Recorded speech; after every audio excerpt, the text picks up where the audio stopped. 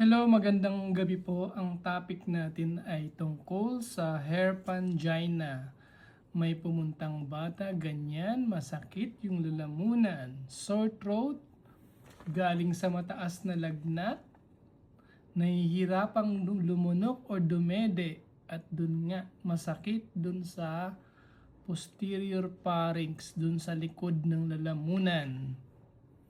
Ayan po. So, saan ba galing yung salitang hair pangina? Yung hair, galing po yan dun sa blister na vesicles. Para siya kasing herpes simplex lesions. Kaya herp. Tapos yung ibig sabihin ng angina po ay Latin na angere, to choke or throttle, o yung sharp pain, kagaya sa angina sa heart. Kaya hair pangina. Ganyan po ang itsura ng mga merong hair pangina. Puti tapos mapula. Ganyan po. Ayan. Kumuha ako ng maraming pictures para ma-familiarize po kayo.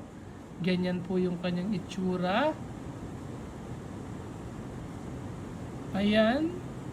Ganyan po. Kaya lang, kailangan nyo pa rin pumunta sa inyong pediatrician kasi pwedeng akala mo baka singaw pala yung oral candidiasis, o kaya pwede kasing baka tonsillitis, ano po, strep throat. Pero yan po, ganyan po ang itsura ng hair pangina.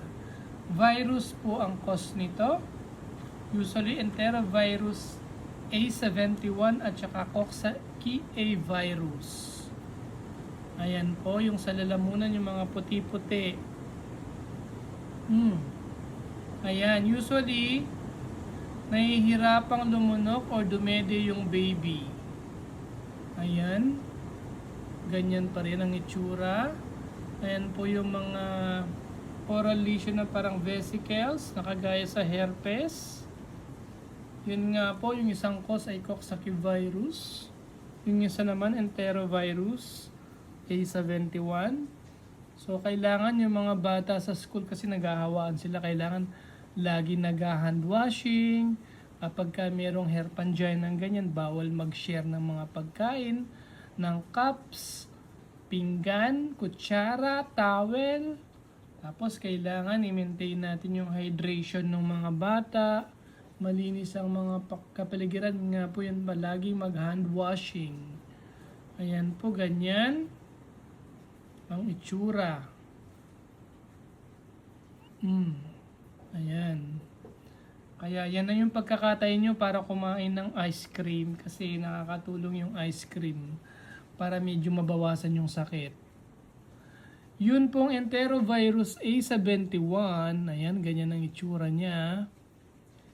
Yan po, kasi nga po yung enterovirus, pwedeng pumunta dahil pumunta siya sa stomach tsaka sa intestine, pag nahawa siya sa dugo, yung viremia na tinatawag, pwede po siyang pumunta sa brains, mag-cause ng meningitis. Although very rare po yung ganitong occurrence, yung sore throat, tapos hair pangina, tapos magkaka-meningitis. Pero rare but possible. Ganyan po. Ganyan naman po yung itsura ng Coxsackie virus.